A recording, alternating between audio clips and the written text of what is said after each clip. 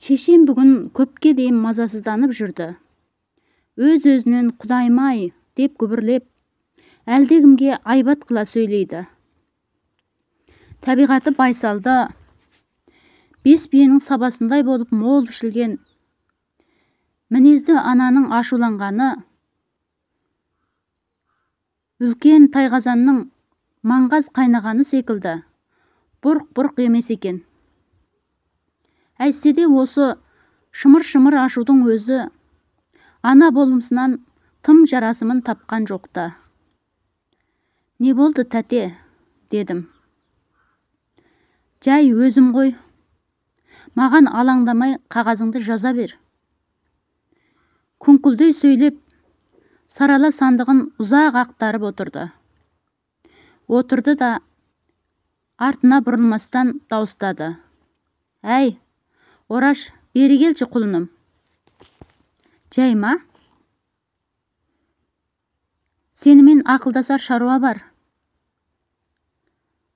Сандығын ақтарып отырып, ақ матаға түйілген бір нәрсенің орауын шеше бастады. Әкең екеуміз таңертең ұрысып қалдық, деді. Неге?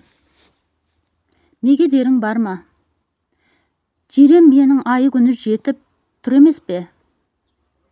Жүгенін сыпырып алып, басқа бір салып қоя берейік десек, қысыр биелер құлынын тартып алам деп жүріп, жарақаттанып қалама деп қорқасың. Аштан ашқораға байлап, қаңтарып қоюдың да реті келмейді. Жем-шөп таққа таусылған, сапқоз маңайлатпайды. Қойшылардың жең ұшымен жалғасып, бірер астау жем алушы едік. Қазір олар да кергіп алған. Қойшы қолдан құтырған қиын болады екен. Мен шынымды айтсам жалығыңқырап кеттім де. Тәте, не айтайын деп едің? Деп едім.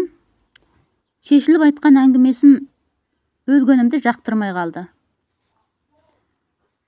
Айтып отыр емеспін бе? Әкеңмен таңертең ұрысып қалдық. Буаз биеге берер жем жоқ. Зейнептің үйіндегі қойшы келіні қайдан естігенін қайдам? Құдай біледі, сыпылдақ енес айтты. Қыз күнінде ұртына ұрлап салған бидай тоқтамаушы еді. Енді түсі түсіп кемиек болғанда сөз тоқтар дейсің бе? Былтыр әкең тоқтыға бір ту қой айырбастап әкеліп еді, сол сәтінде жеткізіпті, дүзі қара. Мен тағы да қиплықтаңқырай бастадым. Шалы жұмысқа, қызы сабағына кетіп, қаңғыр-күңгір сөйлесер адам жоқ. Не шошаң етер, айланып толғанар кішкене бала жоқ. Шешем ертеңгі қара кеш екі көзі төрт болып әлдегімді тосар еді.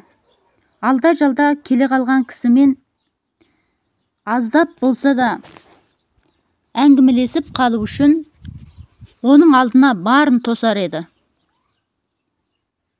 Қаладан менің келуім бұл кісі үшін ұлы мереке, мәз-майрам болып жасап қалатын. Мен кеткен кездегі жым-жыртық шоштама, қайтар күнім жақындаған сайын шешемнен де маза кетер еді. Енді міне, Зейнептің қойшы келіні айтыпты әкеңе. Кемпіріңнің ескіден қалған тайтұяқ күмісі бар екен. Соның бүтінін болмаса да жартысын берсін. Білезік соқтырып аламын. Егер сол күмісті әкеліп берсең, 3 қап жемді мотоциклге салып, өзім апарып тастаймын. Ол бетпақтың бұтын кергілеп мотоциклмен дырылдатып жүретіні рас. Сонымен берейін деп отырсын ба? Бермегенде қайтем. Әкең әкіреңдеп құлақ етімді жеп қойды. Төркінімнен келген ендігі қалған жалғыз дүнием еді десем, ол не керек деп. Расында да не керек, дедім мен тайтұяқ күмісті алақаныма салып салмақтап отырып: «Балам», деді, «қазақтың өлгенде кеудеңді қара тас бассын деген қарғысы неге айтылғанын білесің бе?» «Жоқ». «Ендеше тыңда. Адам бұл дүниемен иманын айта қоштасқан соң, жүрегінің басына, кеудесіне бисмиллах деп бір кесек тас қояды. Әйтпесе кеудесі толып, кеуіп кетеді. Мен әкеңе аманат қылып едім. Егер Құдай мені сенің алдыңда ала қалса, кеудеме тас қойма, осы тайтұяқ күмісті қой деп. Шешем тайтұяқ күміс оралған ақ матамен көзін сүртіп жылады. Менің де кеңсірігім ашыды. «Жемді ақшаға бермей ме екен?» дедім. «Ой, олар ақшамен от тамызып отыр. Қойшы қолаң құтырған заман емес пе? Жирен бие аштан өлмек түгіл, сеспей қатса да тайтұяқ күмісіңді берме», дедім мен. «Ендеше осы сөзді әкең айт, сенің тіліңді алады», деді шешем. Ымырт үйіріліп, қас қарая бастаса да, бұл ауылдың шамы жана қойған жоқ. Баяғы заман емес, жердің жарығы аспандағы жұлдыздан бетер самаладай жарқыраған уақытта қараңғы үйде қамалып, кешкі ас суын іше алмай отырған өзгеше қызық екен. Әсіресе қаладан барған адам 50 жылға шегініп өмір сүргендей қалды бастан кешері рас. Осы Шыңғыстайдың да дәл үстінен жоғары қуатты бұқтырма г-есінің арқандай шұбатылған сымы бұдан аттай 6 жыл бұрын тартылған. Әлде қайда алысқа кермедей керіліп кете барған. Әппақ күмістей бағаналары қолтық көтере, қол соза зәулімденген электр сымдарына ауыл адамдары тек қызыға қарағаны болмаса, осы 5 жылдықтың аяғына дейін дәме қылып отырған жоқ. Дегенмен көңіл шіркін көктөнен емес пе? Төбелеріне төніп тұрған темір бағаналардан күдерін үзбейді. Ал ауылда дизель мотормен жанатын сықсима жарық бар. Оның өзі де бір күн бар, бір күн жоқ. Көксау шалдар секілді күркілдеп жым-жырт тас бүркеніп жатып қалатын. Міне, кергіп барып тағы да тырқылдай жөтелді. Біздің үйдегі шамның кішкене сымы болар болмас қызарған еді. Шешем кересін шамды жақты да өз бауырын электрик қисаның бас терісін аузына қаптап ұрса жөнелді. Әне, тағы да соқыртеке ойнайтын болдық. Құдайым-ау, осы қу жалғыздан көргенім-ай. Тартпағыр, кімге тартқан? Жарықтық ағайым қандай кісі еді? Кісінің сұлтаны емес педі?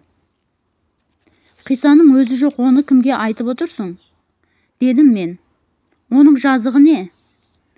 Жазығы не? Білмейтінің бар, тыныш отыр.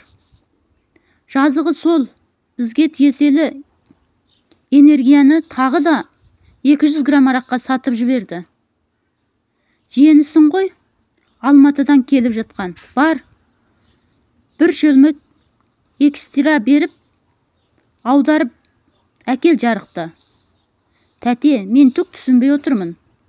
Түсінбейтін несі бар? Қай үй арақ береді, сол үйдің энергиясын көбейтіп береді.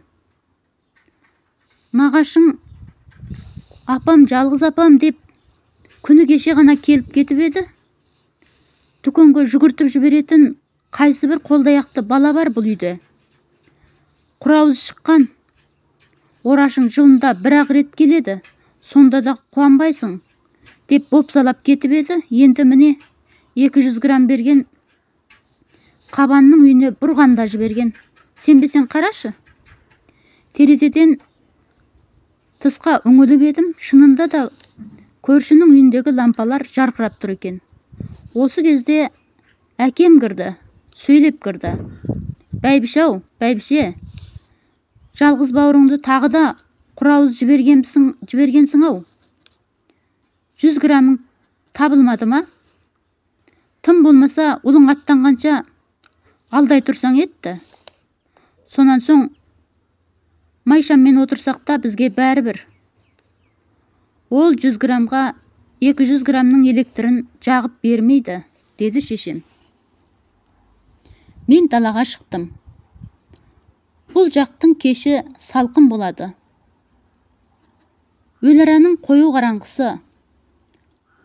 Ауыл әлден ұйқыға кіріскендей, түн қараңғылығының құшағында тұншығып жатқан ағаш үйлердің бәрі өлеусіреген қызық көз жарықты, тіпті жаққанды қойып, әлдеқашан өшіріп тастағандай. 200 грамм энергияны артық алған көрші қабанның терезелері ғана осы ауылдың жалғыз көзіндей шақырая жарқырайды. Ал дәл ауыл үстінен өткен жоғары волтты бағаналар телефон сымындай емес. Өлдеген мұңлы үн де шығармай серейіп тұр.